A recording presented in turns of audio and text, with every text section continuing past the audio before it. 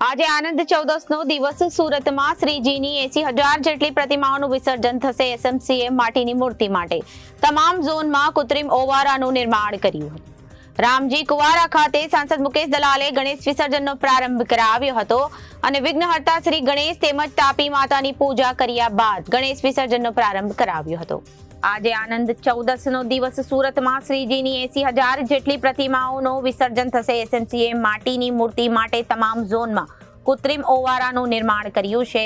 રામજી કુવારા ખાતે સાંસદ મુકેશ દલાલે ગણેશ વિસર્જનનો પ્રારંભ કરાવ્યો હતો। વિઘ્નહર્તા શ્રી ગણેશ તેમજ તાપી માતાની પૂજા કર્યા બાદ ગણેશ વિસર્જનનો પ્રારંભ કરાવ્યો હતો।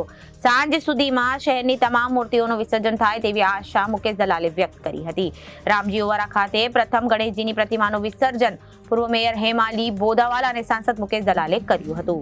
ગણપતિ બાપાને 10 દિવસ પૂજા અર્ચન કરવા બાદ આજે તેમને જે ભારે અહીંયા વિદાય અપાઈ રહી છે ત્યારે જોઈ શકાય છે કે જે બાળ ગણેશ છે તે અહીં વિસર્જન માટે લાવવામાં આવ્યા છે અને જે પ્રમાણે લોકોએ ઉત્સાહભેર બાપાને પૂજા અર્ચના કર્યા હતા 10 દિવસ અને આજે જ્યારે વિઘ્નહર્તા અને વિદાય આપવાનો અને વિસર્જન માટે લાવી રહ્યા ત્યારે કેટલાક લોકો સાથે પણ વાત કરીશું કારણ કે જે રીતે 10 દિવસ પૂજા અર્ચન કર્યું છે અને આજે બાપાનો વિદાય કેવું લાગે છે?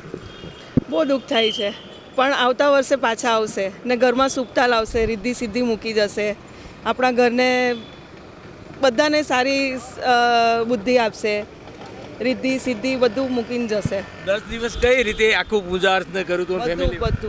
બધું આખું બધા ફેમિલીને ભેગા કરીએ ને સારી રીતે આપણે ભજન આ તે કરીએ, કથા કરાવીએ, આરતી પૂજા રોજ જ સવાર સાંજ પૂજા કરીએ, રોજ સવાર સાંજ થાળ ધરાવીએ, રોજ બધી જ પૂજા એમની કરીએ। આજે બાપાને વિદાય આપવાનો સમય દુઃખ થાય છે બિલકુલ ચોક્કસ। જે રીતે જોઈ શકાય છે કે આંખો પણ ભીની દેખાય છે અને જે રીતે બાપાને 10 દિવસ પૂજા અર્ચન કર્યા બાદ આજે ભારે અહીંયા એટલે કે જે બાપાને છે તે હર્ષભેર વિદાય અપાઈ રહી છે પરંતુ ક્યાંક ને ક્યાંક જે આંખોમાં સાથોસાથ 10 દિવસ પૂજા અર્ચન કર્યા અને આજે બાપાને વિઘ્નહર્તાને જે વિદાય આપે છે તેનું દુઃખ પણ ચોક્કસ વ્યક્ત કરે છે। સહયોગી પરેશ રાઠોડ સાથે અરવિંદ રાઠોડ, જનાદેશ ન્યૂઝ, સુરત। મારું નામ દિવ્યા રાઠોડ છે, વોર્ડ નંબર 10 કોર્પોરેટર છું। દિવ્યાબેન, શું કહેશો? ગણપતિજીનું વિસર્જન થઈ રહ્યું છે, આજરોજ સુરત મહાનગરપાલિકાના અને શાસકોના સહયોગથી આજે આપણે કૃત્રિમ તળાવ અહીંયા બનાવેલું છે અને 5 ફૂટથી નાની મૂર્તિઓનું આપણે અહીં વિસર્જન કરવામાં આવે છે અને સાથે જ આજે આપણા તંત્ર દ્વારા ખૂબ જ સારી કામગીરી કરવામાં આવી છે જે સુરતને ચોખ્ખું રાખે છે। આપણા જેટલા સફાઈ કર્મીઓ છે એ લોકોને જ આજે વિસર્જનના દિવસે સફાઈની કીટ આપવામાં આવી છે અને સાથે જ વિવિધ પ્રોગ્રામો પણ કરવામાં આવ્યા છે। આનાથી ઉત્તમ કોઈ જ ઉદાહરણ ના હોઈ શકે કે શાસકો ખૂબ જ સક્ષમ છે અને પોતાની જવાબદારી ખૂબ જ સારી રીતે નિભાવી રહ્યા છે। નગર સેવિકા તરીકે સુરતીઓને શું કહેશો કે બાપાને 10 દિવસ પૂજન અર્ચન કર્યું અને હવે જ્યારે એને વિદાય આપવાનો સમય આવ્યો? ખૂબ જ અઘરું હોય છે। આપણે આપણું પેલું કહીએ ને કોઈ પ્રાણી પણ લાવતા હોઈએ છીએ તો પણ આપણે એમને ખૂબ જ વાલ કરતા હોય છે। આ તો આપણા ભગવાન છે। 10 દિવસ આપણે એમની સેવા અર્ચના કરી છે અને જ્યારે એમને વિદાય કરવાનો વિરામ આવે છે ત્યારે ખૂબ જ અઘરો હોય છે।